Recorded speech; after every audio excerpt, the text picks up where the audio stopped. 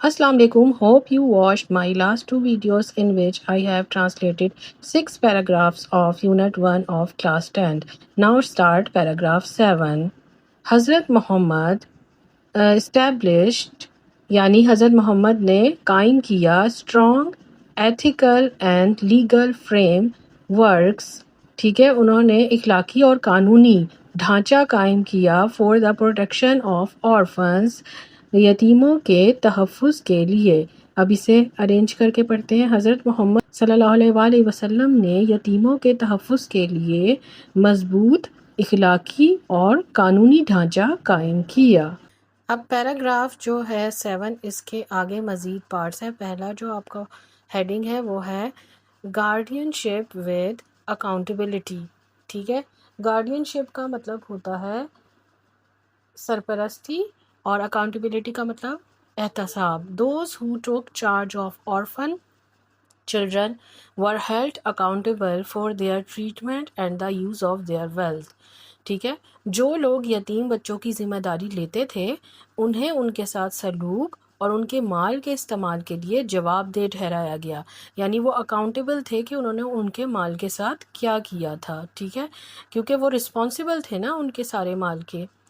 The Quran says care for and test the, यानी कुरान कहता है well until they reach the age of marriage।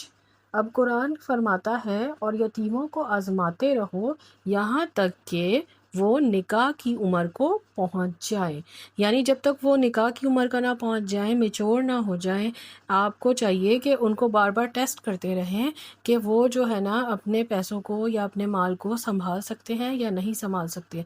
अगर आपको लगे कि वो संभाल सकते हैं तो आपने जो है ना उनके हैंड ओवर करनी है, उनके सारे की सारी प्रॉपर्टी और कैश वगैरह जो कुछ भी उनका आपकी रिस्पॉन्सिबिलिटी में है।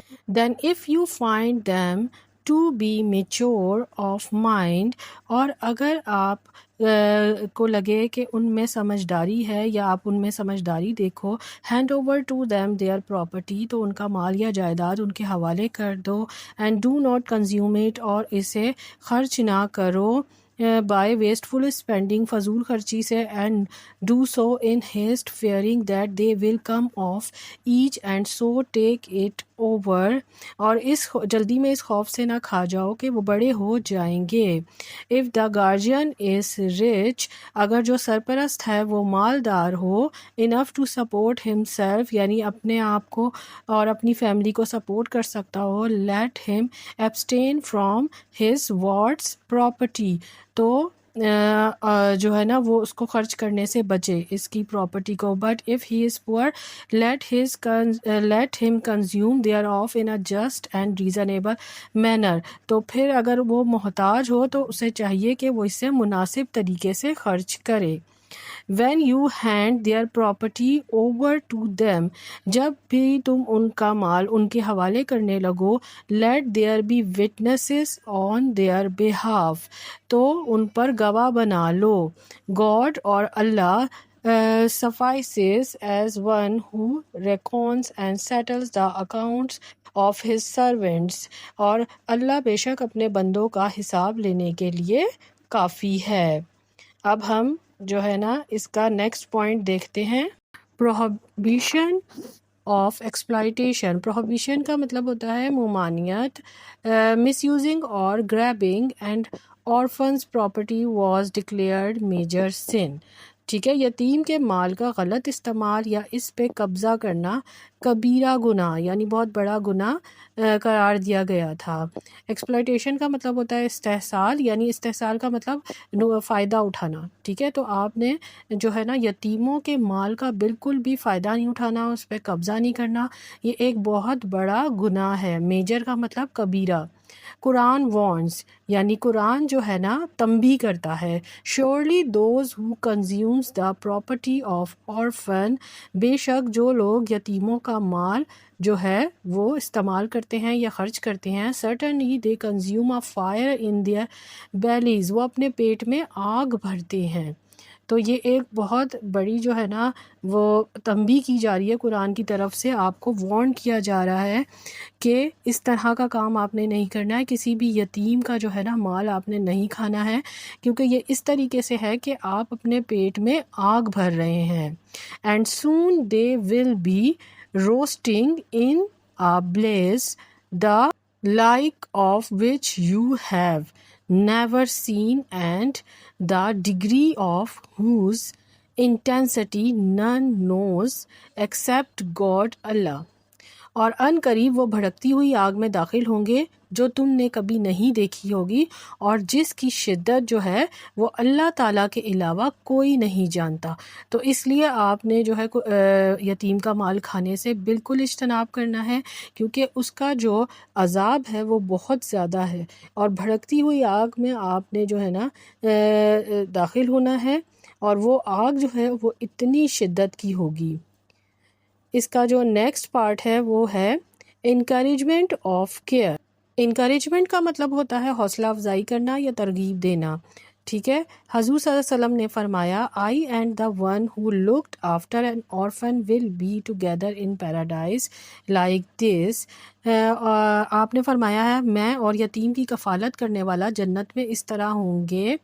And headed up two fingers، انہوں نے اپنی 2 انگلیوں کا اشارہ کرتے ہوئے کہا to illustrate closeness، یعنی یہ بتاتے ہوئے کہ وہ جو ہے نا کتنے قریب ہوں گے. Through his response حضرت محمد صلی اللہ علیہ وآلہ وسلم not only protected orphans legally, اور اس طریقے سے جو ہے نا حضور صلی اللہ علیہ وسلم نے نہ صرف یتیموں کو قانونی تحفظ فراہم کیا، بٹ آلسو ایلیویٹ کا مطلب بلند کرنا، اوپر لے کے جانا، their status within the community, اور معاشرے میں ان کا مقام بھی بلند کیا. Now taking care of them is، اب ان کی دیکھ بھال کرنا recognized as a noble and rewarding act، ایک نیک اور اجر و ثواب والا کام جو ہے نا تسلیم کیا. یعنی اگر آپ کسی بھی یتیم کا خیال کریں گے تو اس کا جو نیکی اور اجر ہوگی وہ بہت زیادہ ہوگی، اور اسی طرح اگر آپ کسی یتیم کا مال کھا جاتے ہیں تو اس کا جو ہے عذاب بھی بہت زیادہ ہوگا. یہ دونوں چیزوں کو آپ نے دماغ میں رکھنا ہے کہ یتیم کا جو ہے نا مال کھانا بھی ایک عذاب ہے. Now I will translate paragraph 9 for you. One of حضرت محمد صلی اللہ علیہ وآلہ وسلم most transformative contribution، یہ حضور صلی اللہ علیہ وسلم کی سب سے انقلابی خدمات میں سے to society was his approach to slavery، جو ان کی مطلب انقلابی خدمات میں سے ایک جو خدمت تھی وہ تھی ایک غلامی کے متعلق. ٹھیک ہے، یعنی ان کا جو طرز عمل تھا غلامی کے لیے وہ سلیوری کے جو ہے نا بالکل اگینسٹ تھے. یعنی اس ٹائم جو ہے نا عربوں میں جو ہے نا یہ غلامی مطلب غلام بہت زیادہ رکھے جاتے تھے.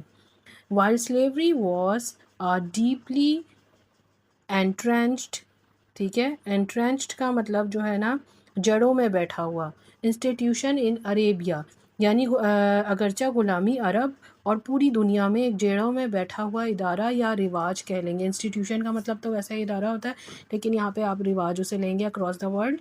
The رسول اللہ صلی اللہ علیہ وسلم initiated reforms that gradually undermined its foundation، انہوں نے ایسی اصلاحات کا آغاز کیا جس سے رفتہ رفتہ اس کی بنیادوں کو کھوکھلا کر دیا. یعنی غلامی کا جو کانسیپٹ ہے اسے آہستہ آہستہ حضور صلی اللہ علیہ وسلم نے ختم کیا.